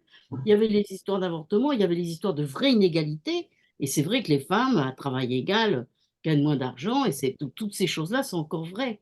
Mais c'est un. Non, non, là où vous avez raison, c'est que la chose ne fait que s'ouvrir. À mon avis, si les horribles guerres qui nous entourent, si l'horrible problématique du réchauffement climatique, on pouvait la combattre, enfin, si tout allait un peu mieux, ce problème-là se poserait quand on pourrait enfin faire face vraiment à cet énorme problème, qui est la différence des sexes et les relations hommes-femmes. J'ai envie de poser une question. Oui, Ganaël a posé une question. Ah. Toi. Bah, vas-y, Laurence. Après, Vas-y, Laurence. Oui. Non, je me posais la question par rapport à ce problème de différence de sexe, par rapport à la difficulté que ont certains jeunes à se déterminer dans un sexe. Et justement, est-ce que c'est pas tout ça qui induit en fait le problème, enfin le fait qu'on n'ait pas réglé le problème des sexes, qui fait que chez certains jeunes, l'idée de devoir, enfin de pouvoir et se dire de pouvoir choisir le sexe dans lequel ils vont pouvoir grandir et se développer. Est-ce que ça vient de tout ça, enfin de toute cette difficulté de la différence des sexes justement, et de se dire si j'étais de l'autre sexe, ce serait beaucoup mieux. Mais là où vous avez complètement raison, c'est qu'il y a des sociétés, mettons plus anciennes, prenons des sociétés même avant le 19e siècle en France, où les femmes n'avaient pas le droit de se couper les cheveux, de s'habiller certaines couleurs, de porter des pantalons. Même dans les lycées de filles, avant mai 68, le pantalon était interdit, sauf sous une jupe, et à condition qu'il fasse moins de 0 degré de température. C'est-à-dire que c'était criminalisé tous les déguisements de femmes en hommes. Et d'ailleurs, il y a pas mal de thèses d'historiens qui montrent que quand les femmes sous l'Ancien Régime voulaient voyager, elles se déguisaient en hommes pour voyager. Et Virginia Woolf raconte pour aller à la bibliothèque, elle se déguisait en homme. Mhm. Donc, l'interdiction de se déguiser, c'est bien une interdiction qui pesait sur le fait qu'on n'a pas le droit de mettre en question sa différence sexuelle. Donc, on est obligé, sur interdiction de se couper les cheveux. Et d'ailleurs, Jeanne d'Arc s'est fait brûler les sophistes de la Sorbonne, c'est parce qu'elle avait donc Oui. contrevenus à ces interdits, et donc d'identité sexuelle. Disons que dans notre société, ce qu'il y a d'assez extraordinaire, et peut-être que l'envers de la liberté, c'est une espèce de solitude et de perdition, c'est que à la naissance, dans nos sociétés, dans la solitude de la salle de bain et du miroir, or il y a bien des sociétés où il n'y avait ni salle de bain ni miroir, et donc le jeune, à la sortie de l'enfance, il se regarde, il dit à qui je ressemble, et surtout à qui il faut ressembler. Et on se rend compte que la liberté de s'habiller comme on veut, de se coiffer comme on veut, il n'y a plus même on peut aller en vieux jean crado, en surboom, il n'y a plus même la différence entre le bal, la robe de bal, etc. Tout ça. Et donc une espèce de liberté formidable quant à la construction de son apparence. Mais en même temps, alors comment je la construis? Et on s'aperçoit que les jeunes, ils ont tous le même t-shirt, le même truc. Cette liberté, ils ne l'utilisent pas. Et il y a une espèce de panique. À quoi je dois ressembler? Et c'est là une société qui donne une image très homogène. Donc on sait par exemple pour les filles que il faut être mince, il faut être la jolie fille.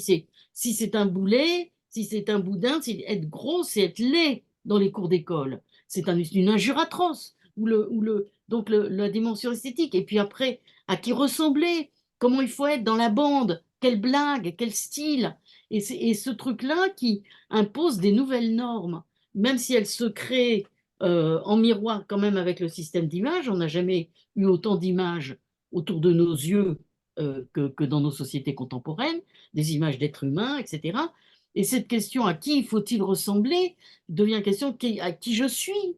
Si je ressemble à qui je dois ressembler, donc je suis ce qu'il faut être. Et donc ce truc-là, pour les adolescents, il y a des adolescentes qui ne peuvent pas quitter la salle de bain parce qu'elles n'arrivent pas à s'habiller, parce que ça marche pas, c'est jamais ce qu'il faut, et c'est un trouble énorme. Et donc, alors c'est pas le trouble sur l'identité sexuelle, mais c'est sur le trouble sur l'identité corporelle. Et on se rejoint quand même un peu.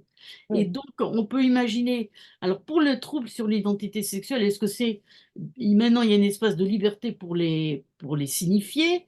Je pense que, bon, sans doute les psychanalystes vont nous dire que quand l'enfant, voilà, la sexualité est plurielle, à 12 ans, elle n'est pas encore la sexualité de l'adulte, ou que sais-je, les choix peuvent être diversifiés en fonction de la vie et des aventures de la vie, qui peuvent être plus ou moins marrantes d'ailleurs. Et je pense que à partir du moment où on ouvre la fenêtre, qu'on pourrait changer de sexe comme on veut, c'est assez vertigineux. C'est-à-dire, j'imagine que bien des troubles qui, dans d'autres moments historiques, auraient pris des symptômes différents, c'est-à-dire que l'anorexie, d'autres symptômes, dans ce type de société, l'idée de changer de sexe, c'est quand même assez vertigineux. Ça peut être très tentant. Et c'est pas forcément sur une base biologique, mais c'est quand même assez respectable. Et si quelqu'un, moi j'ai eu une étudiante sur les queers, enfin il y a maintenant, c'est assez compliqué hein, de dire le matin je suis un homme, l'après-midi je suis une femme, et c'est comme je veux. C'est délicat. Maintenant, si quelqu'un veut jouer à ça, joue à ça à 15 ans, si ça te fait marrer, mon Dieu, c'est de la liberté aussi. Oui. Mais c'est un peu étrange, hein, c'est pas forcément.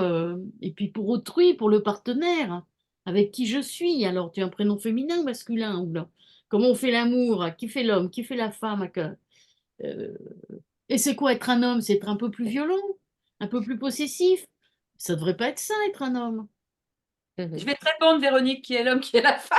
Ah, je ne peux pas aller. Faut quand même. Déjà, l'enfant, il n'a pas d'identité sexuelle avant l'âge de 8 ans. Hein. Tout ce qui se passe avant, c'est la découverte. Hein. On joue à touche pipi.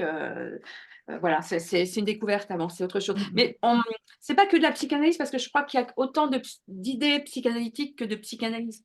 Que de psychanalystes existants. Moi, j'ai mon idée, un autre aura une autre idée. Freud en avait une, elle a avancé, bien évidemment. D'abord, il n'avait pas trop sur ce sujet-là. Et ben, qui est l'homme, qui est la femme? Ben, pourquoi pas une fois l'un, une fois l'autre, en fait. On a tous un yin et un yang à l'intérieur de nous. On a des femmes qui ont un côté, on a tous un côté masculin. Là, nous, on montre toutes les deux notre côté masculin ce soir, mais j'ai aussi un côté très féminin et un côté très enfant. Donc, et les hommes ont aussi tous ces côtés. Hein. L'homme aussi, son côté enfant, son côté très féminin. Donc, on est tout. dans l'acte sexuel, qui est qui, on n'en sait rien en fait. À part cette histoire de phallus que l'on emprunte à un homme qui nous le prête ou pas, je veux dire, qui est qui? On a tous une part de féminité et une part masculin. Hein. Nous, on montre notre part masculine, mais on n'est pas que ça. On n'est pas que des sorcières, des hommes, des femmes savantes sur un balai qu'il faut tuer, un peu comme Jeanne d'Arc, parce qu'elles ont une puissance. On a aussi une part de féminité très puissante et une part enfant. Voilà. Donc, Ganaël, tu as quelque chose à dire? Merci de me donner la parole. C'est très intéressant tout ça. J'aurais plein de choses à dire en fait, du coup. Vas-y, lâche-toi. Pour commencer, pour juste ce qui vient d'être dit, dans ma pratique de psychanalyse, j'ai accompagné là ces dernières années 3 mamans qui ont eu pour 2 c'était un garçon qui changeait de sexe qui devenait des filles et pour l'une c'était l'inverse, une fille qui devenait un garçon et c'était assez difficile pour ces mamans parce que c'est vraiment le deuil d'un enfant en fait. Elles font le deuil de leur petit garçon et les adolescents n'ont pas forcément ça, ils veulent aller vite avant, surtout les garçons, pour pouvoir devenir une fille, avant d'avoir des poils, avant d'avoir la voix qui change, etc. Et le temps du deuil des parents, enfin, c'est très, très compliqué. C'est vraiment facilité peut-être aujourd'hui, c'est bien, euh, mais c'est pas évident. J'ai l'impression que ce sont des parents qui sont un peu laissés sur le côté, quoi, et ils ont beaucoup de mal à trouver des accompagnements euh, pour leurs enfants et même pour eux-mêmes. Donc, il faut qu'on se mette à jour, quoi. Ça doit aller. Et puis, oui, par rapport à tout ça, est-ce que ce serait pas aussi, par rapport au tout début, vous parliez de ces différences d'hommes, de femmes dans notre société, notre culture, et est-ce que ce serait pas tout ça aussi en lien avec la prolifération des ressources par rapport au peuple premier, par exemple? Il y a moins, j'ai l'impression, hein, qu'il y a moins ces soucis-là, qu'il y a une régulation naturelle qui se fait parce qu'on ne fait pas d'enfants s'il n'y a pas les ressources. Enfin, je dis pas qu'il faut retourner vivre dans les forêts comme l'époque de l'homme des cavernes, mais est-ce qu'on ne pourrait pas trouver des inspirations dans ces peuples premiers? J'ai été fascinée il y a presque 25 ans maintenant par la lecture de Barbara Goblewski, Du rêve à la loi chez les Aborigènes d'Australie. Et de mémoire, c'était alors très codifié, très ritualisé, etc. Mais en même temps, ça m'avait paru d'une logique euh, alors, je me souviens que c'était les enfants, les garçons qui choisissaient leur future belle-mère, c'est-à-dire les garçons de 7 ans à peu près, 7-8 ans, choisissaient leur future belle-mère parmi les jeunes filles qui étaient en âge de devenir matures sexuellement et de se marier. C'est-à-dire qu'ils choisissaient la jeune fille qui, elle, allait choisir un mari pour avoir des enfants et qu'ils se choisissaient ils choisissaient leur belle-mère, c'est-à-dire que si cette future femme a une fille, il la demanderait en mariage. Mais ils n'ont que 7 ans. Et donc, à 7 ans, ils sont déjà responsables d'un bébé qui n'est même pas encore existant, et en disant, si c'est une fille, ce sera ma femme. Donc, ils grandissent avec cette idée qu'un jour, ils seront un homme et ils auront une femme avec qui ils auront des enfants. Et au moment où cette jeune fille, donc, est en âge de se marier, c'est la fille qui choisit son mari, qui lui a une trentaine d'années, parce qu'il y a tout un tas de rituels d'initiation avant de pouvoir être épousable. Et ça, c'est formidable. Et si elle a une fille, ce jeune garçon qui était donc son promis, en fait, devient plutôt comme un parrain, nous, ce qu'on appellerait un parrain. C'est-à-dire que, puisque c'est la jeune fille qui choisit son mari, elle n'est pas obligée de choisir celui qui a choisi avant sa naissance. Et c'est vraiment génial. Du coup, tout enfant à naître a déjà au moins un parrain qui va veiller sur lui si jamais le papa meurt, la maman meurt en couche. Enfin, je sais pas, quoi. Toutes les petites filles à naître sont déjà potentiellement mariées symboliquement et je trouvais ça excellent. Et ah oui, il y avait aussi un mythe avec ces esprits mimi euh, qui étaient des femmes. Et en fait, à l'origine, donc dans ce mythe aborigène, c'est un mythe du centre de l'Australie. Les femmes, en fait, avaient 3 jambes, c'est-à-dire qu'elles avaient un long sexe. Elles étaient puissantes et elles s'auto-reproduisaient entre elles. Et elles se promenaient comme ça dans le désert. Elles n'avaient pas d'hommes. Hein, voilà. Et un jour, elles sont tombées sur une tribu d'hommes qui avaient perdu toutes leurs femmes. Et donc, ils pleuraient, ils étaient tristes parce que sans femme, ils ne pouvaient pas se reproduire. Et elles ont été touchées par ces hommes. Elles les trouvent un peu rustres, un peu grossiers, voilà, mais elles ont été tellement touchées qu'elles n'ont pas, elles ont voulu participer pour éviter leur extinction. Elles se sont auto-amputées de leur sexe viril pour pouvoir enfanter de ces hommes. Et c'est comme ça que chaque jeune fille qui devient une femme a un bâton. Je parlais tout à l'heure, Anne-Marie, de bâton à fouir, un bâton pour creuser dans la terre, pour trouver des racines, pour manger. Et je trouvais ça très intéressant aussi comme mythe. Bon, voilà, je sais pas, vous connaissez sans Donc, doute. si, c'est passionnant parce que pour le coup, c'est les descriptions de systèmes de transmission de la filiation et de choix d'identité sexuelle dans des systèmes différents du nôtre et décrits sérieusement. Il y a aussi les Inuits, ça aussi c'est fascinant. Vous avez une petite fille, elle sort, elle va faire pipi derrière un buisson, mais là, il y a l'esprit de son grand-père qui est mort la veille, qui lui rentre dans le corps pendant qu'elle fait pipi, et donc elle va revenir et elle est son grand-père, et tout le monde va l'accepter. Donc, elle va prendre un prénom masculin, elle va être traitée comme le grand-père, on va donner les meilleurs aliments. C'est-à-dire qu'elle aura changé de sexe. Et il y a plein de cultures comme ça où il est possible, par le biais du système de croyance, d'avoir une liberté de changer de sexe comme on veut. Mais surtout, moi, ce qui me semble le plus important pour la condition des femmes, c'est les cultures, et on les voit dans certaines populations décrites en Chine très, ou en Orient, où les femmes, où le père, mais il y en a aussi en Afrique, où la sexualité n'est pas du tout une souillure pour la femme. C'est-à-dire que quand elle n'est pas mariée, elle peut avoir un amant qui vient dans sa case, elle est jeune, elle n'est pas mariée, il peut y avoir des bagarres, des disputes, des jalousies, mais il n'y a aucune honte, ni souillure, et personne n'a honte d'elle. Et puis un jour, elle va être mariée, il n'y a aucun problème. Il y a pas, elle pourra, c'est-à-dire qu'elle peut avoir une sexualité libre avec les hommes qu'elle veut, et le mariage, c'est un peu autre chose qui va organiser l'économie, la filiation, etc. Ce qui est très différent de notre système à nous, où justement la sexualité est une souillure pour la femme en dehors du mariage. Ou si elle a une sexualité hors du mariage, c'est une fille perdue, c'est d'où le drame des avortements, c'est une fille, on la chasse, même si c'est parfois, si elle a été seulement violée, alors elle est quand même chassée, elle est quand même avilie par cette sexualité qui n'était pas dans les normes. Et donc, mais tout ce que vous avez décrit, et donc Barbara, les travaux de Barbara et bien d'autres montrent souvent des systèmes d'identité, de construction de l'identité et de rapport à la sexualité extrêmement différents de ce qui s'est passé à la fois avec les religions et les systèmes économiques, ce qui s'est passé en Europe, par exemple. Donc, merci, je trouve que c'est libérateur. Il faut savoir, c'est vrai pour les descriptions de sociétés animales et de modes de sexualité animale, il n'y a pas du tout un seul modèle. Il y a plein d'animaux qui changent de sexe, qui ont des sexualités violentes, qui ont une sexualité au contraire pacifique, etc. Il y a pas un modèle, il y a plusieurs modèles. Et ça, c'est important de le comprendre. Ça veut pas dire, il faut pas dire il faut imposer ce modèle-là. Non.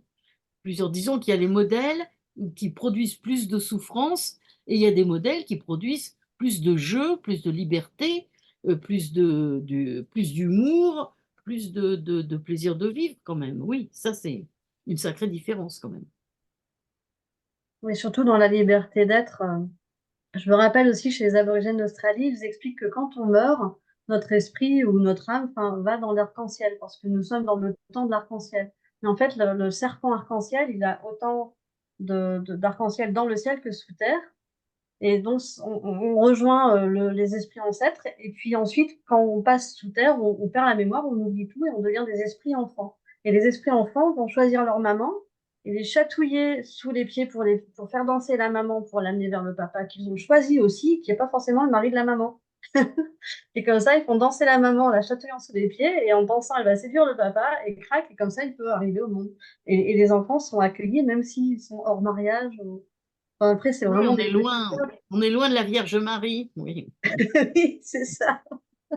Bah oui, avec l'Annonciation. il faut être femme, voilà quoi. Et c'est vrai que je pense que les peuples racines pourraient vraiment nous éclairer, nous donner des ouvertures d'esprit. Enfin, Je pense qu'on a beaucoup à gagner de s'inspirer de ces peuples plutôt que de réduire leur environnement et de vouloir les conformer à notre modèle à nous, quoi. Au moins respecter leur modèle. Déjà, ce serait déjà un énorme progrès. Mm. Et tout ça, voilà. Et c'est vrai que les ressources aussi font que euh, si on donne beaucoup de ressources, on fait beaucoup d'enfants, quoi, tout simplement. Et puis ben, les ressources naturelles elles ne peuvent pas. Je vois par exemple quand on va en Corse l'été, et ils sont obligés d'importer de la nourriture parce que eux-mêmes sur leur île n'ont juste de quoi manger pour eux en fait. Donc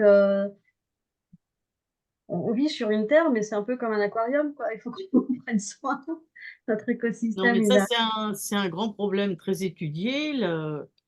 Et il suffit, le riz a changé 4 récoltes par an, selon la production.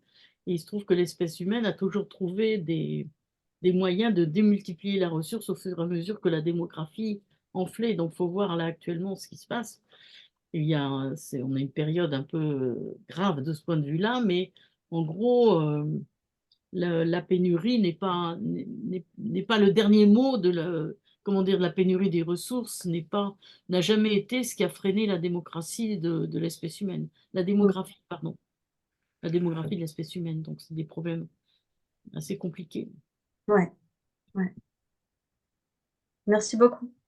Merci à vous. Il y a des questions? S'il n'y a pas de Ah questions, oui, il n'y a pas le micro. Est-ce que vous prévoyez d'autres réunions de ce type? ah oui, pourquoi pas? Vous en voulez d'autres? Vous voulez quoi comme sujet? Oh ben, le même, hein? Ok. Non, mais on va peut-être varier un peu, mais oui, on en fera, oui. Bah, Véronique, oui. Oui, oui, avec plaisir. C'est inépuisable. Oui. C'est Inépuisable. passionnant, hein, c'est Oui. Ah passionnant. oui.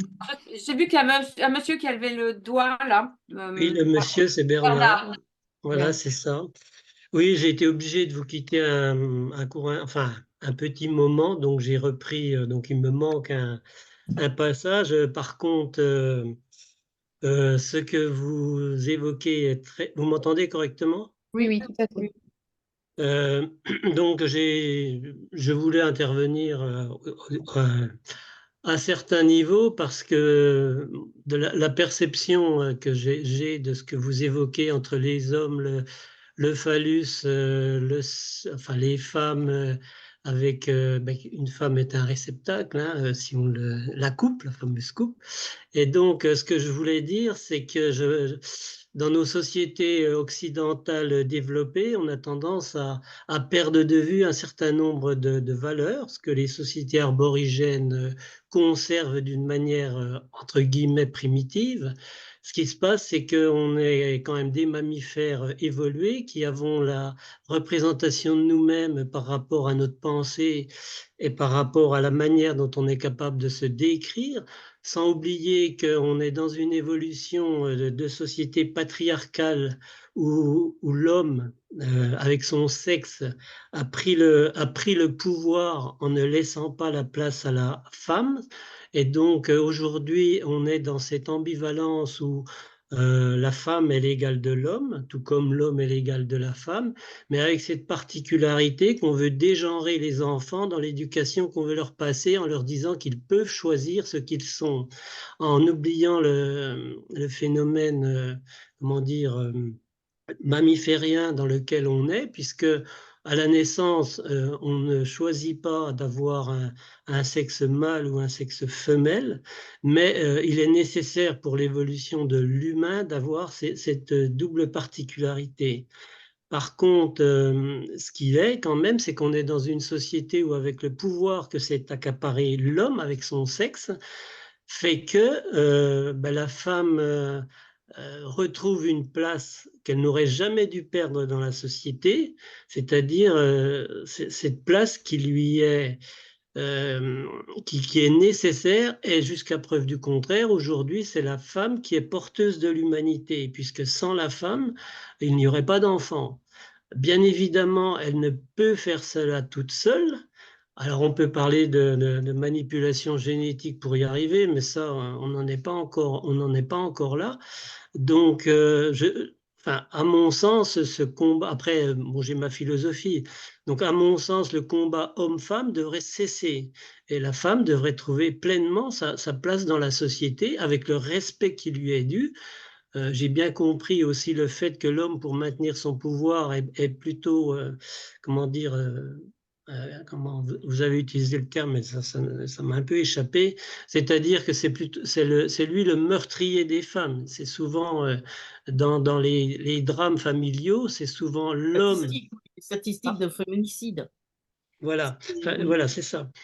Donc, si vous voulez, ce qui se passe aussi dans les sociétés, dans nos sociétés modernes, l'éducation fait qu'on est en permanence en compétitivité. Et comme ces sociétés patriarcales ont réduit la place de la femme à la partie congrue, et moi, j'entends encore aujourd'hui des adolescents ou des jeunes qui considèrent que la place de la femme, ce n'est pas au travail, c'est à la cuisine, s'occuper du ménage et des enfants. Donc, bien évidemment, tout ça, c'est ancré en nous par rapport à notre inconscient collectif que l'on se traîne depuis des millénaires. Et donc, on ne change pas et on ne bascule pas dans un autre système de pensée, comme ça, en un claquement de doigts. Bien évidemment, c'est en développant des rencontres et en mettant en avant ce type de débat que vous avez, mais à mon sens, mettre en avant uniquement la sexualité par rapport le phallus, par rapport à la succion, par rapport à ce qu'on veut, si vous voulez, ça se comprend et ça s'entend, mais pour moi, c'est continuer un combat. De trouver une position, mais ce n'est pas ramener les choses à un niveau égalitaire. Alors, je ne sais pas si je suis très clair et très précis dans ce que j'ai voulu exprimer, mais voilà en gros ce que j'avais envie de partager avec vous. Non, bah, vous avez fait toute une vision théorique homogène la- de comment vous voyez la situation. C'est sûr que bon, moi, bon, j'entends ce que vous dites, je vous remercie. Voilà, j'ai pas tellement si vous voulez, de réaction. Vous dites dans votre langage comment vous voyez la problématique, et on est tous d'accord pour dire que l'idéal serait plus d'égalité, euh, en même temps que l'amour, les passions, un peu de respect aussi, plus de dignité pour les deux, dans les rapports humains entre hommes et femmes, et surtout plus d'égalité dans la société. La société y gagnerait et le talent des femmes pourrait s'exprimer. Mais donc voilà, voilà, j'ai pas grand-chose à dire. Je vous remercie pour votre analyse. Voilà. Ah, il se trouve, si vous voulez, que je suis avec cette analyse du fait qu'aujourd'hui, je suis dans une évolution de thérapeute. Donc, j'entends quand même énormément les problématiques qu'ont les femmes en souffrance. Donc, si vous voulez, d'un autre côté, ça m'apporte aussi un certain éclairage. Alors, bien évidemment, ce ne sont pas des statistiques, ce ne sont que des personnes dans leur unicité et dans leur féminité, dans leur souffrance, si vous voulez. Voilà ce que je peux partager avec vous. D'accord, merci. Ben, je vous remercie. Et moi qui vous remercie. Juste un petit point, oui, effectivement, je serais intéressé si vous amenez d'autres débats, c'est très enrichissant et donc je serais énormément intéressé et partie prenante pour assister à d'autres conférences. Je vous remercie tous. Alors, je ne sais pas, vous regardez vous êtes sur mon Facebook, non? Je ne sais pas si je suis sur votre Facebook. Dites-moi votre nom, on va aller vous chercher. J'ai vu passer la conférence, si vous voulez. Sur Facebook, sûrement. Oui, oui, je l'ai vu sur Facebook, la conférence, mais... Voilà, bah, vous surveillez. Je sais, on fera sûrement autre chose. Est-ce qu'il y a encore des questions? Autrement, je vais dire une ou deux phrases, puis je vais passer à Laurence, enfin, après à Véronique et à Laurence. Véronique, tu dis quelque non, chose? j'ai rien à rajouter. Merci. Ok. Véronique, tu veux dire quelque chose? Non, ben je vous remercie tous. Et puis, de toute façon, c'est un sujet inépuisable et ça n'est que le début d'une réflexion, là, C'est le début d'une grande dans les relation. sciences sociales, Oui. même s'il y a déjà Mm. pas mal de travaux, mais c'est un truc en évolution permanente. Alors, je vais dire une ou deux phrases et je vais te passer, Laurence, le message. Alors, je vais redire ce que j'ai dit au début parce que j'aime bien cette phrase. C'était: tant que l'enfant n'est pas au monde, il est à la mère. Tant que l'adulte n'est pas au monde, il est à la mère. Alors, je vais reprendre un mot qu'a dit Bernard, là, qui m'a bien plu. La femme est la coupe. L'homme ouvre les bouteilles de champagne et les portières de voiture. L'humanité a donc trouvé son équilibre. Il n'y en a plus rien à craindre. Voilà. On est bien dans le truc. Laurence, je te laisse terminer, je t'en prie. Bon, bah, je tenais à remercier Véronique Naumgrap d'avoir participé aujourd'hui à cette rencontre entre psychanalystes sur l'association de psychanalyse moderne. Voilà, et c'était vraiment très instructif. Et effectivement, j'ai tout à fait conscience que c'est un sujet d'une grande, enfin, qu'il y a beaucoup, beaucoup de choses importantes à dire sur ce sujet. Et en fait, c'est vraiment un sujet inépuisable parce qu'on peut partir dans tous les sens. Il y a quelque chose à travailler sur cette différence des sexes. Voilà. Je voulais aussi remercier Anne-Marie pour voilà, sa participation sur l'organisation de cette rencontre avec vous. Voilà, et remercier aussi tous ceux qui sont venus assister à cette conférence et qui, je l'espère, ont pris beaucoup de plaisir à vous écouter. Voilà. Moi, je vous Elle va remercie être en tous. ligne, hein. Merci Elle va être Anne-Marie. en ligne. Ah, je te l'enverrai, Véronique, elle va être en ligne, la conférence, il n'y a pas de souci. Et on prend un rendez-vous toutes les deux, on se rappelle, on vous refait un second tour dès qu'on a une disponibilité. Au revoir à tous et merci.